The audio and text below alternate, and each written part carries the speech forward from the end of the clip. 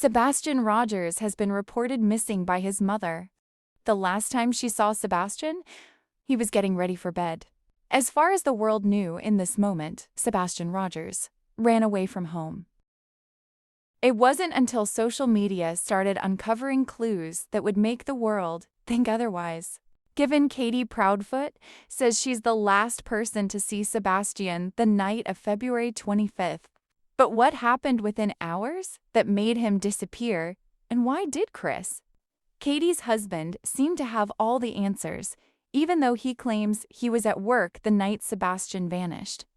Seth Rogers, Sebastian's biological father, held back as long as he could before he started to confirm suspicions. If Sebastian ran away, he had good reason to. Seth started tearing the Proudfoot's greatest parents' image down brick by brick. Seth would start the first round alleging Sebastian was abused at home and had been several times. Seth held no punches, making it clear his son was abused by both Katie and Chris. Seth would go on to state Sebastian told him several times he didn't want to stay with the Proudfoots and how he was being bullied by Chris, allegedly. When the Proudfoots heard these accusations, they countered by saying Seth was a deadbeat father who was just bitter he couldn't be with Katie anymore. At this point, Chris made it his business to troll Seth every chance he got, even publicly making threats online. Before long, Chris would be making threats to everyone in his path. Katie grew silent, as if Chris would scorn her if she interfered with his tantrums. Witnesses say Chris turned into a whole different person once people started looking for Sebastian to close to his home. This didn't put Chris in the public's favor at all. It just made them pay even closer attention to him. Creating Sebastian's army as long as Chris was talking. Sebastian's army was taking notes, and soon Chris just wasn't adding up. His past began to slip through the cracks he thought he had sealed with threats. Chris is no newcomer to violence. His ex-wife Nina surfaced, and she came with vengeance. This time, someone had receipts to show what Chris did and who he and his family truly were. Nina would start the ball by stating how Chris abused her in every way possible, and it didn't stop there. He abused her children as well, even putting one in the hospital after allegedly hitting the child, and a glass table was involved. Nina also says Chris went as far as kidnapping their daughter. Nina had to fight Chris in court just to see the child she gave birth to. Before Nina bows out, she makes it known if Sebastian has run away or if he's missing. Chris would be the reason he's gone. She's not too keen on Katie either. Since Katie was also present during her torture from Chris, even to this present day, Nina has to tolerate her daughter being in the presence of people whose son is missing without explanation.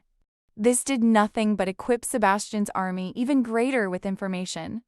Now they knew exactly who they were dealing with, and one YouTuber decided to take the monsters head-on, Bullhorn Betty, who proved when you mess with the bull, you get the horns. Betty became a constant energy Katie and Chris just couldn't suppress. By the time the YouTuber finished the battle, she claimed the war. Fighting the Proudfoots in court for what appears to be the freedom to speak.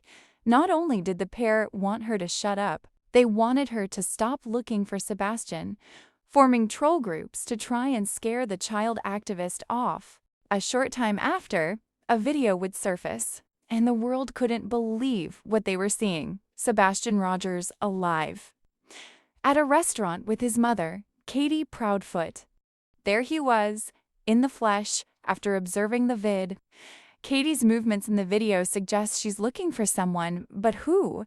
Was she meeting someone or was she hiding from someone? Rumors started to surface that Chris was very strict on Katie when it came to Sebastian. Others claim Katie's the aggressive parent in disguise, just appearing helpless. Claims made by Sebastian's father give reason to believe the couple are equal in being monsters not only to Sebastian, but to him as well. The more Seth clarified rumors, the more he became the only parental voice for Sebastian. Without a doubt, Seth says the pair did something sinister to his son. Seth also states the two have been releasing tampered with evidence, trying to make it appear as if Sebastian truly ran away. So, did Katie take Sebastian out to eat to be seen on camera with Sebastian alive and well? Knowing it would be discovered, was she creating a storyline for herself? Did she even outsmart Chris? At this point in the investigation, Chris Proudfoot's location when Sebastian disappeared is still in the gray area. A witness says Chris was acting a bit off that day and left early. Others claim they didn't even know Chris was married, let alone knew of Sebastian. A witness came forward and even said Chris said Sebastian was in a really bad car accident and died. Without a solid alibi and people coming forward with stories about Chris, he was running out of good guy cards. So now, without a mother speaking up for her son and a stepfather who seems to just want Sebastian to go away, Sebastian Waindrake Rogers is still missing. Seth Rogers, a single father, being threatened to be quiet, is still searching. And if you're out there, Sebastian, there's an army still waiting.